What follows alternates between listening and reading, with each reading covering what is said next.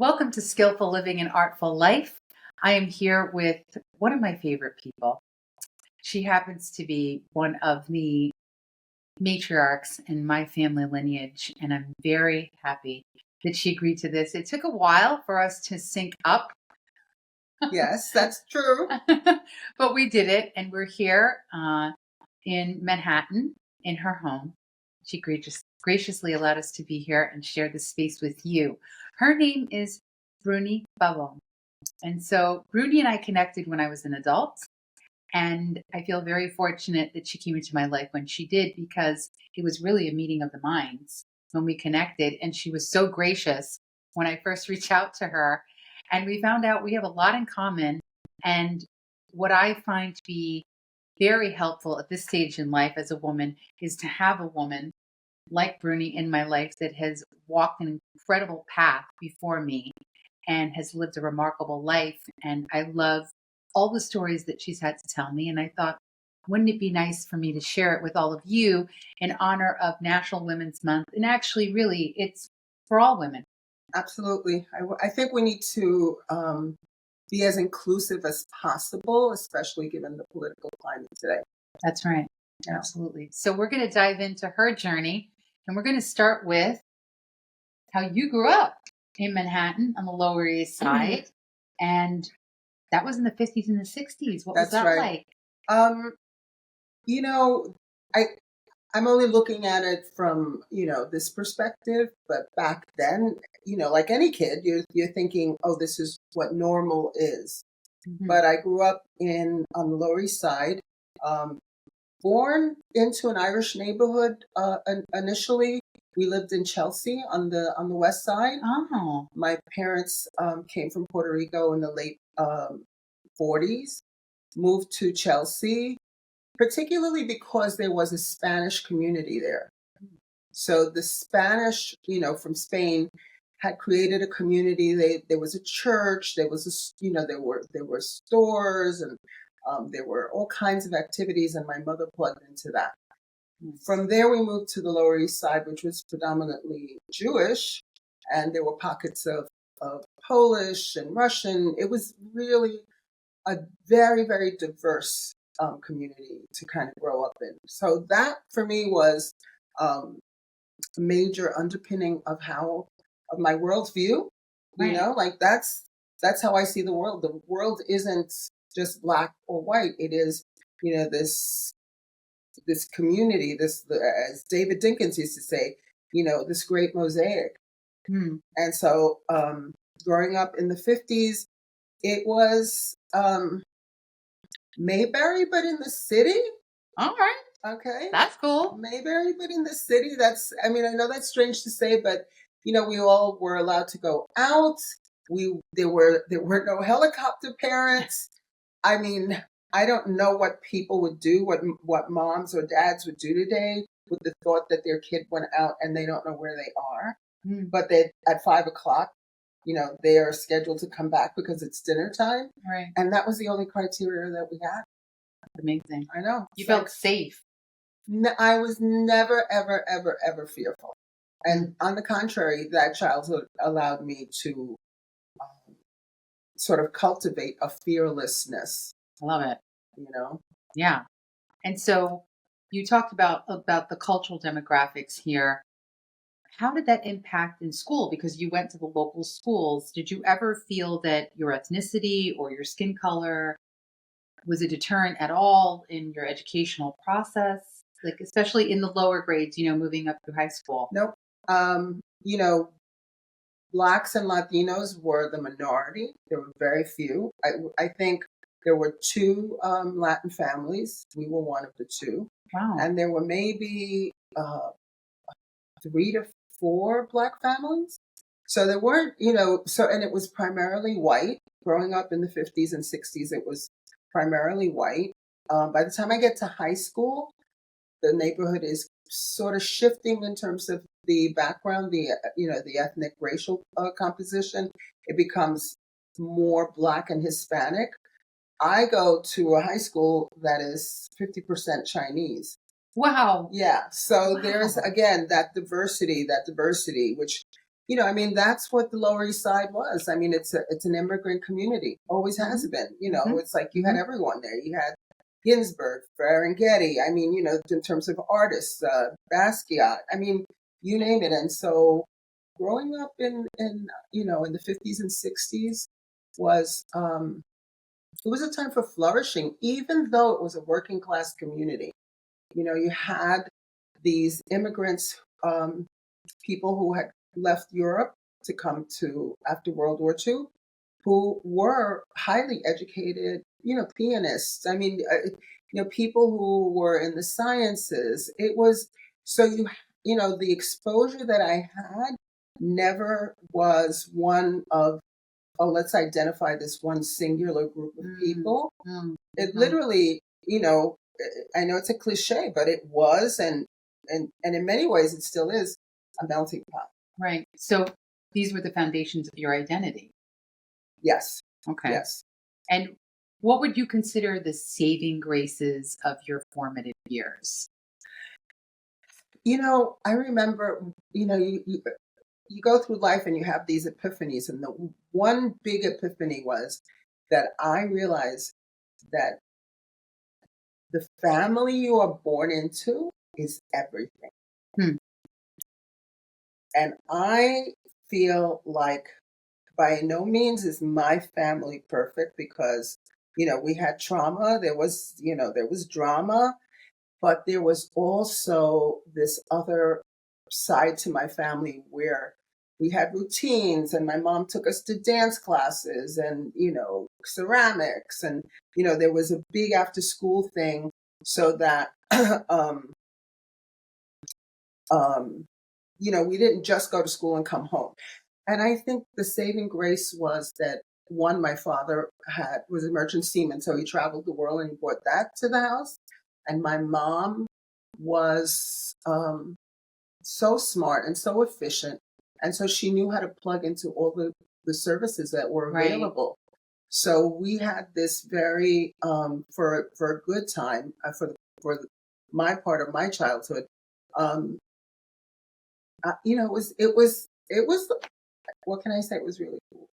Yeah. And the fact that contextualize it, it is the 60s. So Right. we have all these other things going on, Right. civil rights and Right. women's movements and the Right. Vietnam War. And so there are all of these elements that are Right. serving as like a backdrop, a tapestry to um, the life that we were having on the Lower East Side.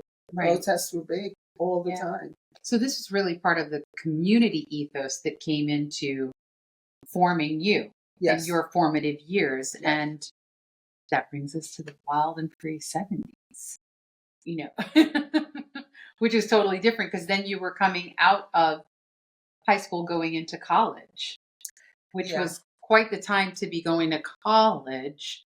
How Well, would you? I want to get into how the women's movement empowered you when you were going into college and being involved in that world. I think indirectly I was influenced by my teachers. My teachers and my mom made a decision that I was bright enough to go to college. The, my mother knew that there was a plan for me, and the teachers sort of like underlined that. And I was like, sounds good to me. Although I kind of had a little bit of a different plan. It was like I wanted to be a rocket. That's right. We talked about this. This is a fun story. I wanted to be a rocket. I mean, I'm 5'8.5", very long legs. I love dancing, and I would watch, Carol Burnett and all of these variety shows, and there was always a dance segment, and Yeah. I was like, "What?" I'm like, "I can do that. I want to do that." So secretly in my head, while everyone was, "Oh, she's so smart, she's got to go to college," I was like, "Yeah, right. I am going to Rockefeller Center and I'm going to become a rocket." And that was the plan until I really got into what my father did. He's a merchant seaman. And I thought, wait, I want to see Japan. I want to go to all the places that he's been to. No, I'm going to be wait for it. can't be a merchant sea girl. So I'm going to be an airline stewardess, which is what we Right. called it back then, Right. right? Right. And so here's how college happens.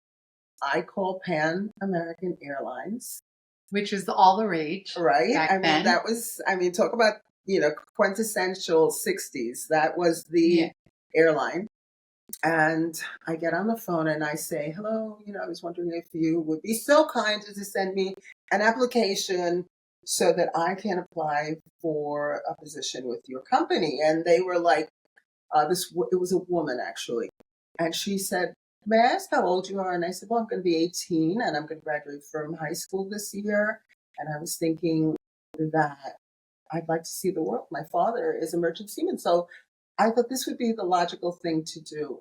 And she gave me the advice that, this is, there are times in your life where you pivot. Yes.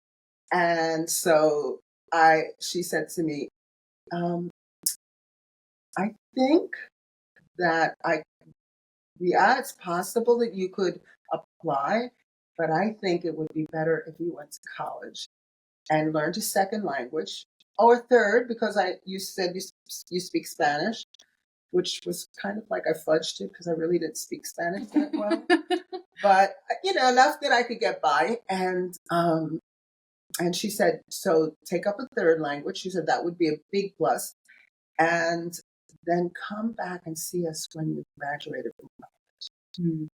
So I was like, You're going to college. this is an authority. No one seems to be on my page. No one is pushing me into, dance. No one is pushing me into the airlines. All right, I'll go to college. So that's how college happened for me. That's great. And did you find that you encountered other opportunities because you did choose that path? There were two things that I thought about doing in terms. Well, there were actually three. Finding a husband, which was the classic and traditional route originally. Second thing was becoming a teacher.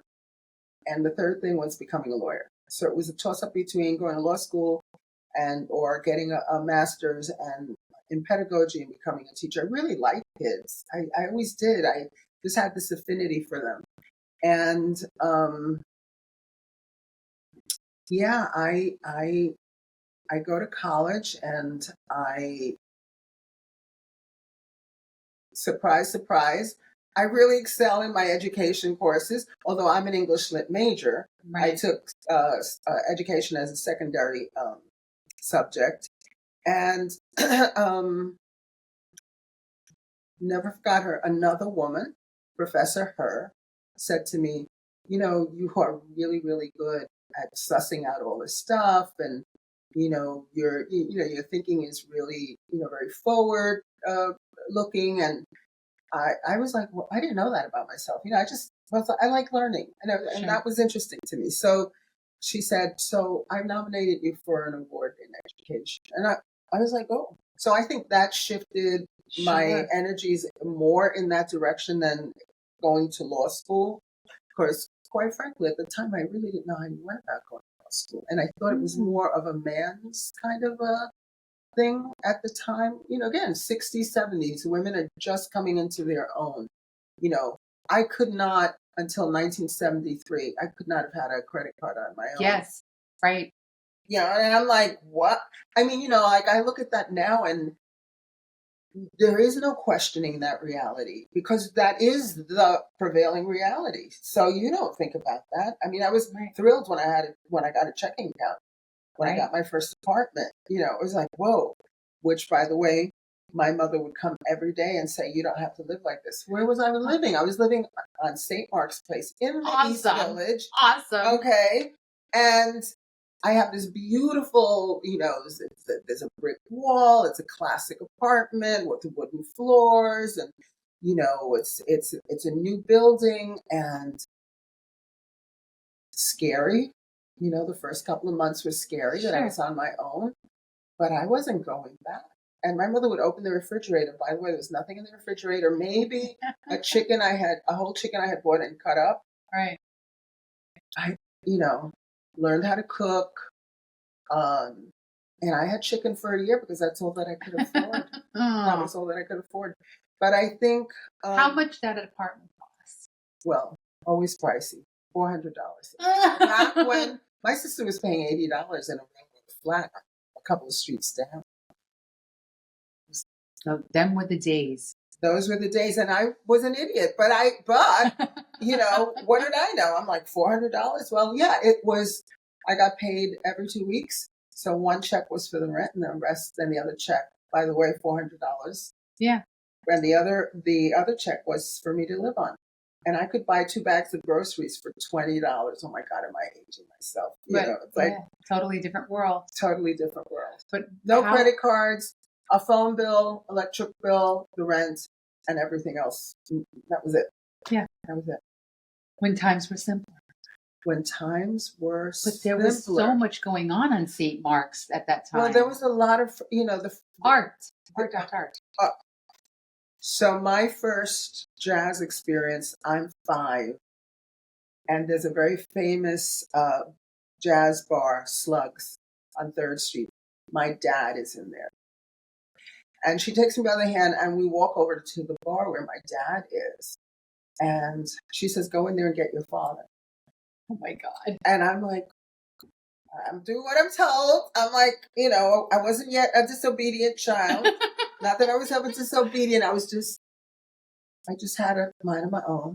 You're right. And I walk in, and I know I'm little because the bar, I look up and the bar, and then I see my dad, and I pull on his jacket, and I say, Papi, you have to come home. Papi, Mommy's outside. And my father looks down at me, and he's like, oh, okay. And that is a very famous bar because a very famous jazz player, and I can't remember his name at the moment, but anyway, he was killed in that bar. Oh. Some woman that he had obviously not been kind to found him and shot him. Wow. And that's a very classic jazz story, and I wish I could remember the name. We're gonna Google that.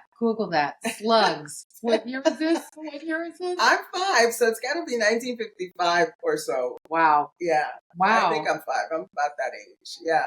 So you grow up on the Lower East Side. You have all these influences. You've got Roman Bearden in the '60s. And I remember going by his shop and thinking I'd like to buy something. It was Roman Bearden. Yeah, he's a collagist, an African American collagist. Basquiat. I almost bought a piece from Basquiat. He was on the street on St. Mark's Place, threw down a coat. What year was this? This had to be in the 70s because I was living on St. Mark's Place. And he was selling his stuff. And I didn't have $20. I needed to go to the bank because I don't think there were cash machines just No, there weren't. And I had to go to get $20, and I was on my way to class, and I could not deviate because I was like, I'm going to be late for my class. And I would have bought a piece by him.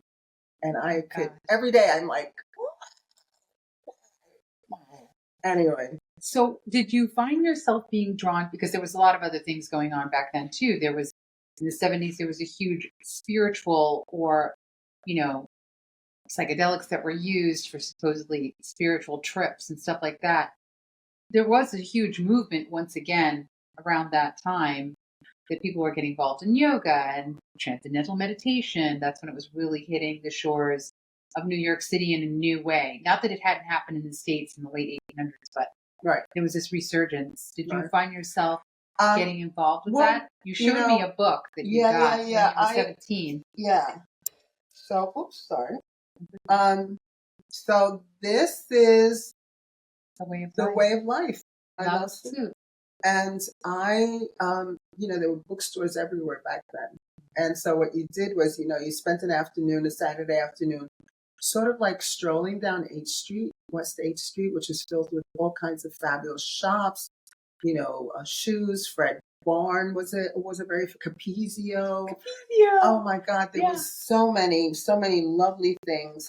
And so you would walk into a bookstore because back then the coin of the realm was that you were well read, right? That you were well read, and that didn't mean that you were necessarily a college student. Right. It meant that you were well read in the sense that you kept up with what was going around you culturally, especially if you were living in the East Village. You Yeah. know, Yeah. there were a lot of there were a lot of artisans. Leather people who worked in leather, people who did ceramics, people who were carpenters. I mean, just an amazing musicians. There was just, Writers. yes, plenty of writers, plenty Yeah. of writers. Like I said, Ginsberg, Ferlinghetti, Amir Baraka. Bottom line was, the Henry Street settlement is going on, so there are plays by Black uh, playwrights. The Negro Ensemble is on St. Mark's Place, down the street from me. The New York Cafe. The New York Cafe opens up later. So there is this wealth. You could not be untutored if you lived on the Lower East Side. You just could not be.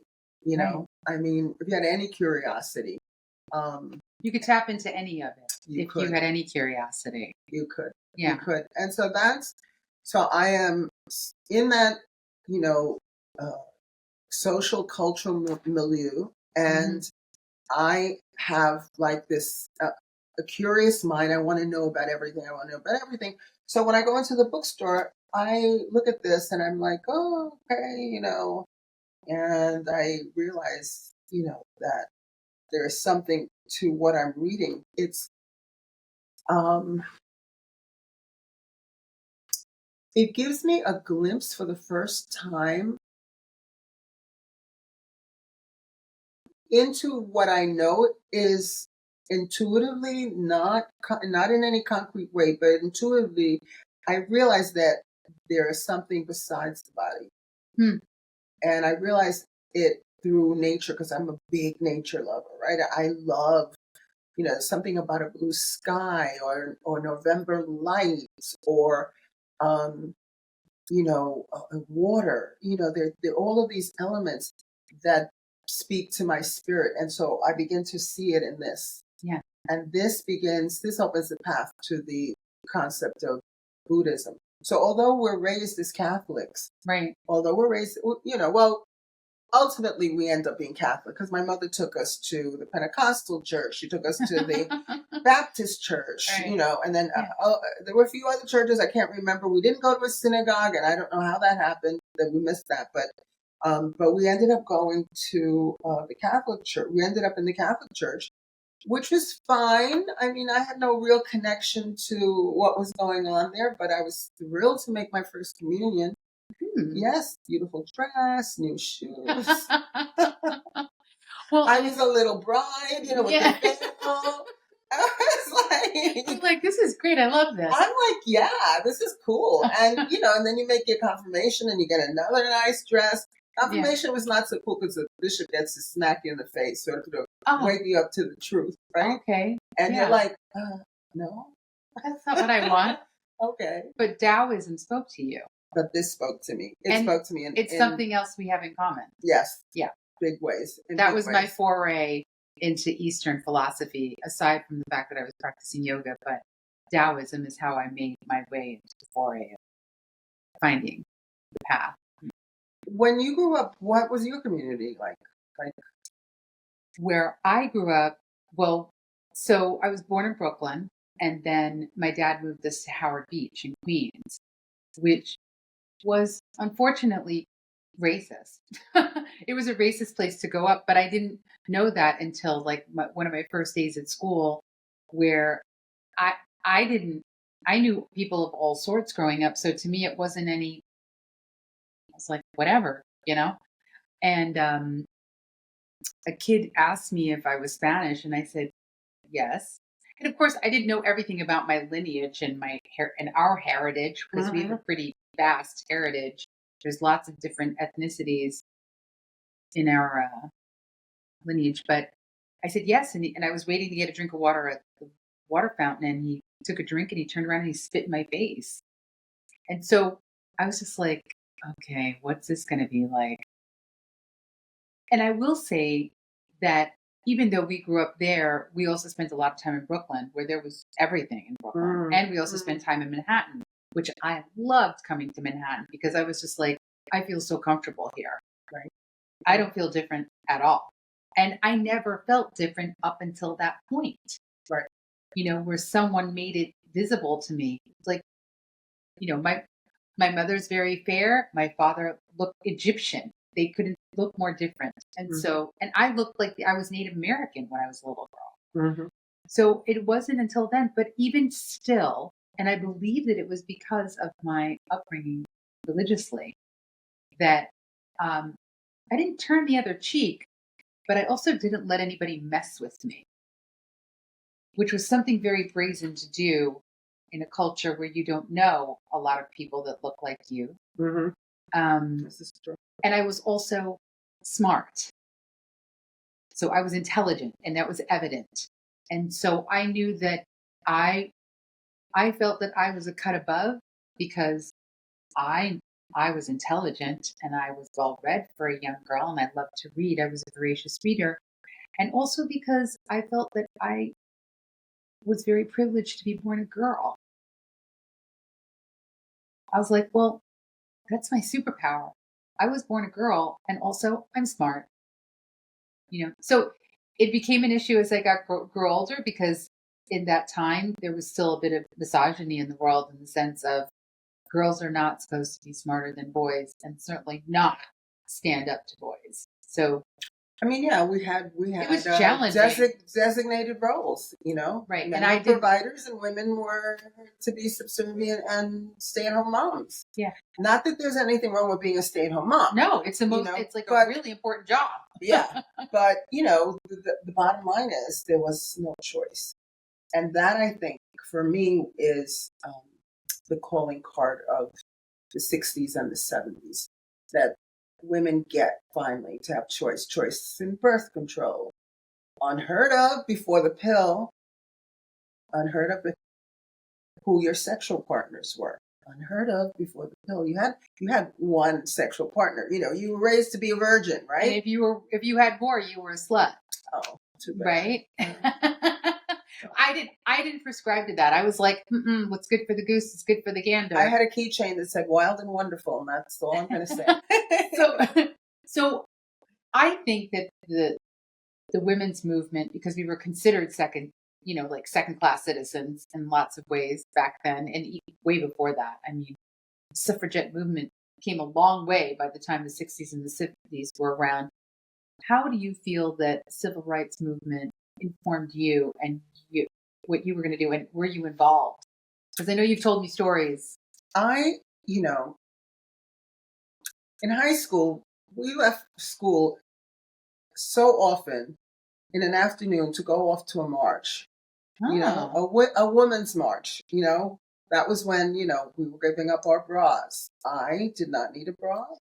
As my friend's brother would say to me, "You are a carpenter's dream, flat in the front and flat in the back."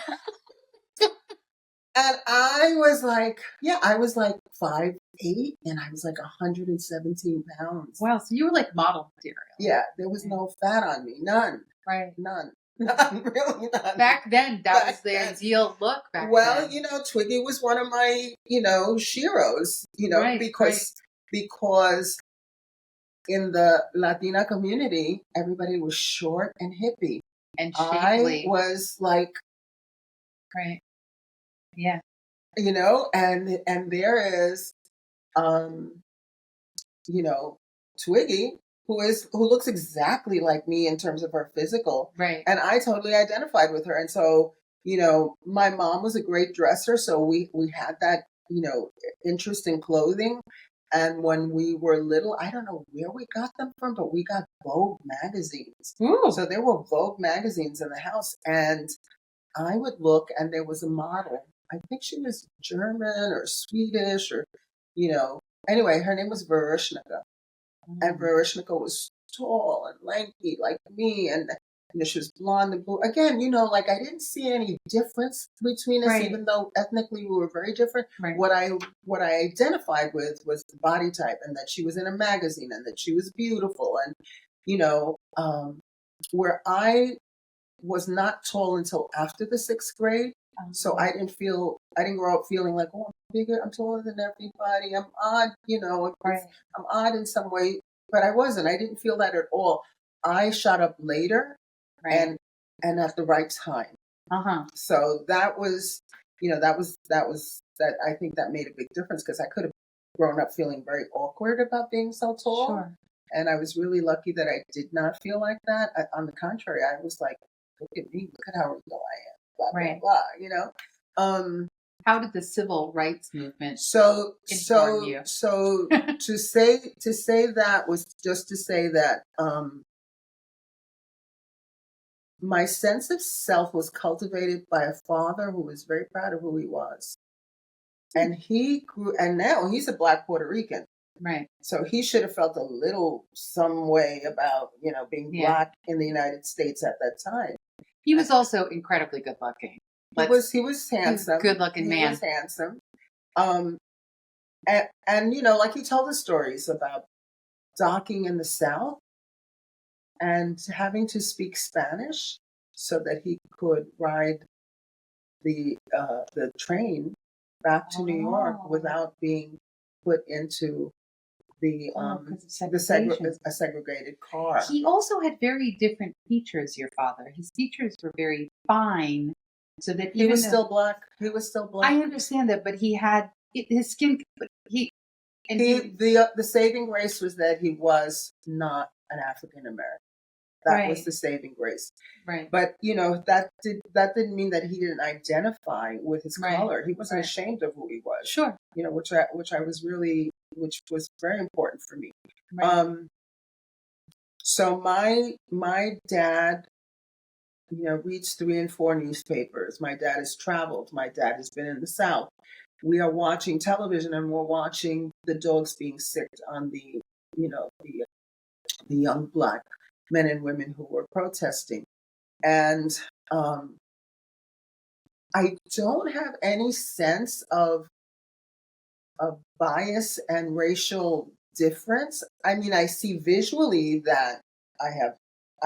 My best friend growing up, one of my best friends growing up, Patricia Butler. I love the Butlers.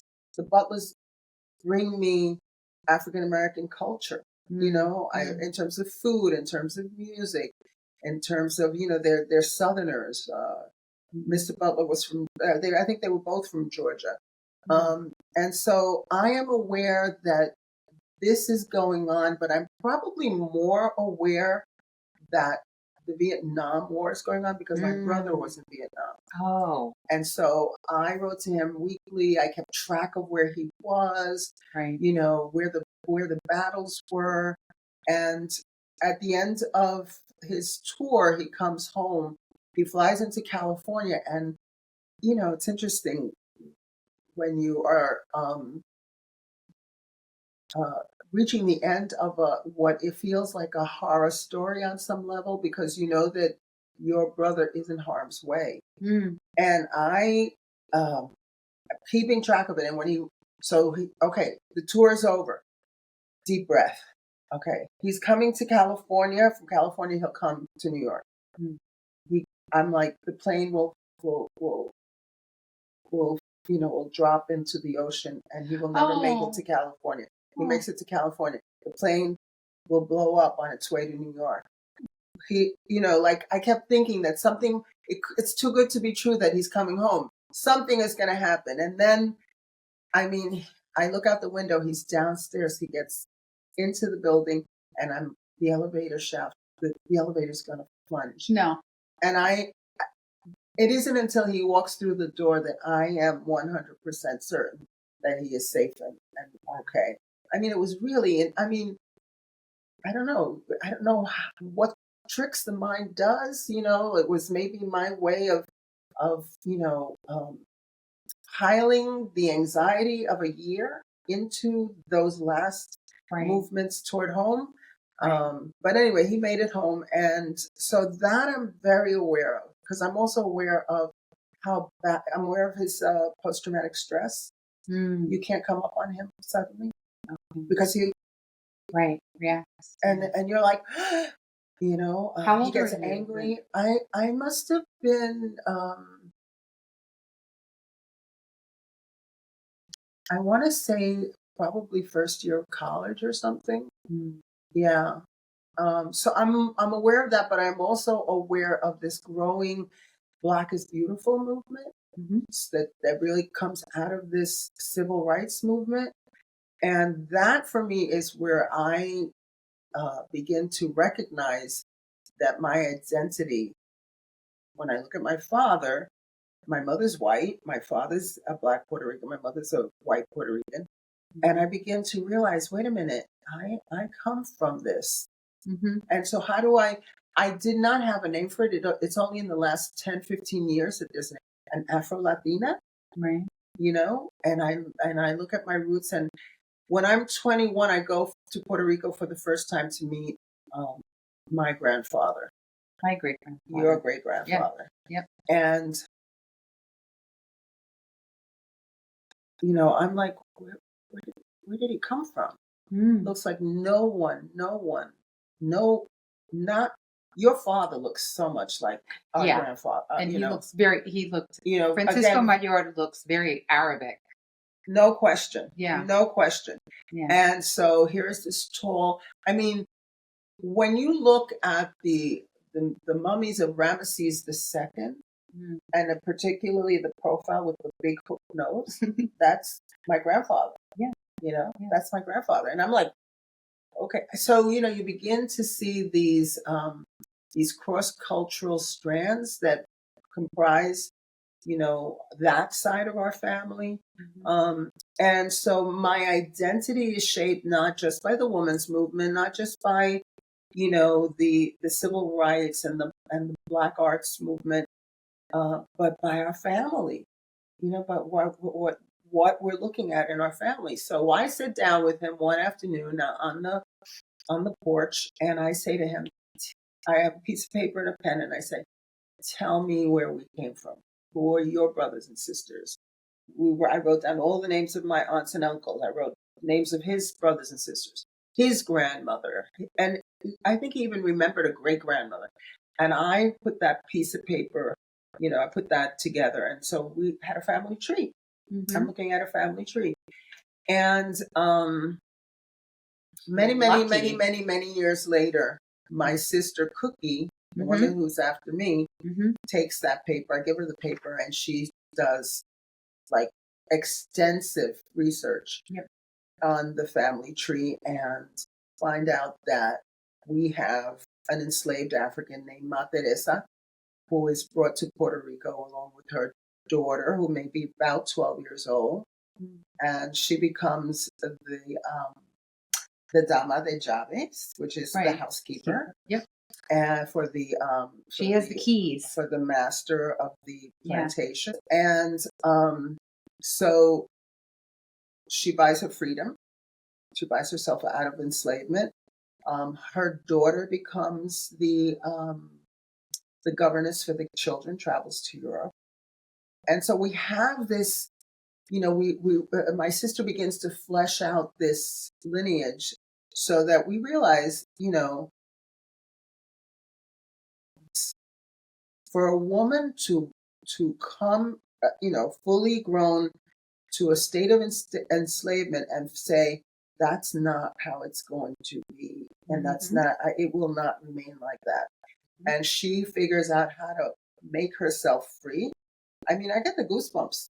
Yeah. No, Like fierce. like no, Fierce. no jive. We are Yeah. some badass people, Yeah. Yeah. And so I walk around again, like I said, I don't have the exposure to bias and prejudice. I have this diverse background. I grow up with all of these forces shaping my thinking and my worldview. And then my dad says to us, "You are Pabons.